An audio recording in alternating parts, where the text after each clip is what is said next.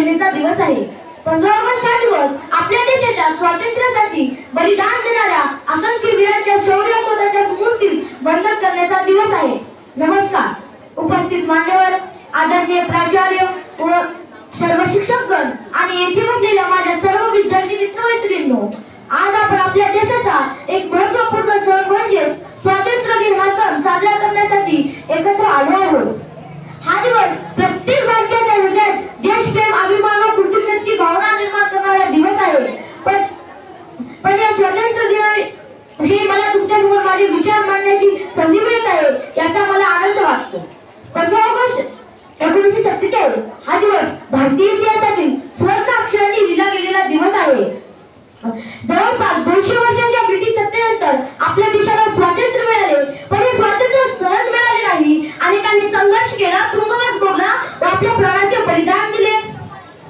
आज आपण ज्या स्वातंत्र्य भारतात मुक्तपणे जगत आहोत त्यामागे अनेक क्रांतिकारकांचे अमूल्य योगदान व त्याग आहे. त्यामुळे स्वातंत्र्य दिन हा केवळ उत्सव नसून त्याग, संघर्ष व बलिदानाची आठवण करून देणारा दिवस आहे.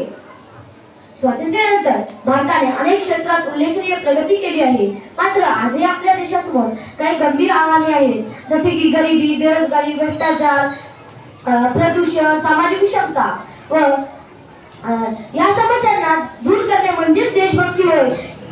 देशभक्ती म्हणजे राष्ट्रगीत व राष्ट्रध्वज सन्मान करणे नव्हे, तो वरील समस्यांना दूर करत राहणे म्हणजेच देशभक्ती होय. तिरंगा हमारी शान है, भारत हमारी जान है. तिरंगा हमारी शान है, भारत हमारी जान है. भारत के लिए जिन्होंने कुर्बानी दी, उम्मीदों का शत प्रणाम है, उम्मीदों का शत प्रणाम है.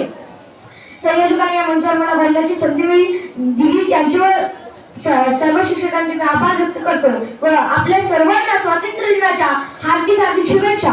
जय हिंद, जय भारत, वंदे मातरम.